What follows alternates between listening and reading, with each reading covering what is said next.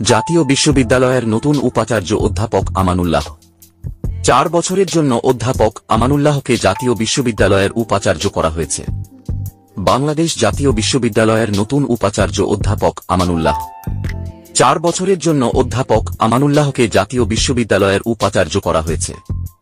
জাতীয় বিশ্ববিদ্যালয়ের নতুন উপাচার্য অধ্যাপক আমানুল্লাহ অধ্যাপক এস.এম. আমানুল্লাহ। ঢাকা বিশ্ববিদ্যালয় প্রতিনিধি।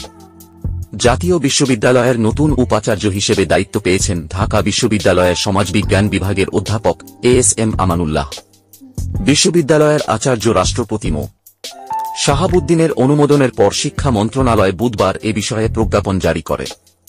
যোগদানের তারিখ থেকে 4 বছরের জন্য অধ্যাপক আমানুল্লাহকে জাতীয় বিশ্ববিদ্যালয়ের উপাচার্য করার কথা জানিয়ে প্রজ্ঞাপনে বলা হয়, এই দায়িত্বে তিনি বর্তমান পদের সমপরিমাণ বেতন ভাতা এবং বিধি অনুযায়ী অন্যান্য সুবিধা পাবেন। বিশ্ববিদ্যালয়ের প্রধান নির্বাহী কর্মকর্তা হিসেবে তাকে সার্বক্ষণিকভাবে বিশ্ববিদ্যালয়ের ক্যাম্পাসে অবস্থান করতে হবে। রাষ্ট্রপতি প্রয়োজনে যে কোনো সময় এ নিয়োগ বাতিল করতে পারবেন। অধ্যাপক এস.এম. আমানুল্লাহ জাতীয় বিশ্ববিদ্যালয়ের উপাচার্য পদে অধ্যাপক মশিউর রহমানের স্থলাভিষিক্ত হবেন। ক্ষমতার পালাবদলে বিশ্ববিদ্যালয়গুলোর শীর্ষ পদে পরিবর্তনের মধ্যে সম্প্রতি পদত্যাগ করেন অধ্যাপক মশিউর। এতক্ষণ দেখলেন NU নিউজ।